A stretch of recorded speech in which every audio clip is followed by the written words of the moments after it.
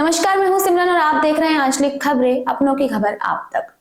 निचली अदालतों में फांसी की सजा के सामने हाई कोर्ट और सुप्रीम कोर्ट से ज्यादा भारत में फांसी की सजा के मामलों में एक चौंका देने वाला आंकड़ा सामने आया है। जी हां, पिछले 10 सालों में निचली अदालतों ने 1310 लोगों को फांसी की सजा सुनाई है, लेकिन इनमें से केवल 70 मामलों में ही हाई कोर्ट ने इस सजा को सही माना है।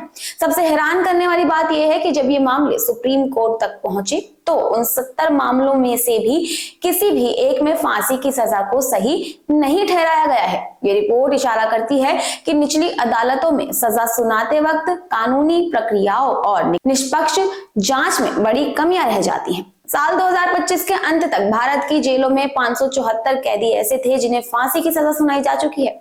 ये 2016 के बाद का सबसे बड़ा आंकड़ा है। हालांकि ऊपरी अदालतें इन सजाओं को लगातार रद्द कर रही हैं या उम्र कैद में बदल देती हैं।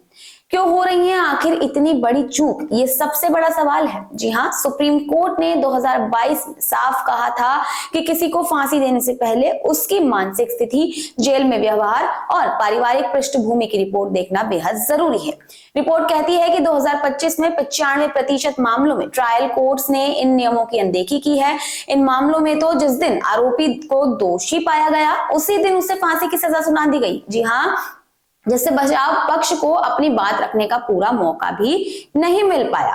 कहां से ये मामले आ रहे हैं? देखिए, आंकड़ों के अनुसार उत्तर प्रदेश में फांसी की सजा पाए जाने वाले कैदियों की संख्या सबसे ज्यादा देखी गई है। इसके बाद गुजरात, हरियाणा, महाराष्ट्र, केरल और कर्नाटक का नंबर आता है। वहीं मौत की सजा पाने वालों में लगभग 4% महिलाएं हैं। ज्यादातर मामले हत्या या फिर यौन अपराधों से जुड़े हुए हैं और ये रिपोर्ट भारतीय न्याय व्यवस्था की एक चौंकाने वाली तस्वीर दिखाती है, जिसमें निचली अदालतों में फांसी की सजा के मामलों में बड़ी कमियां रह जाती हैं।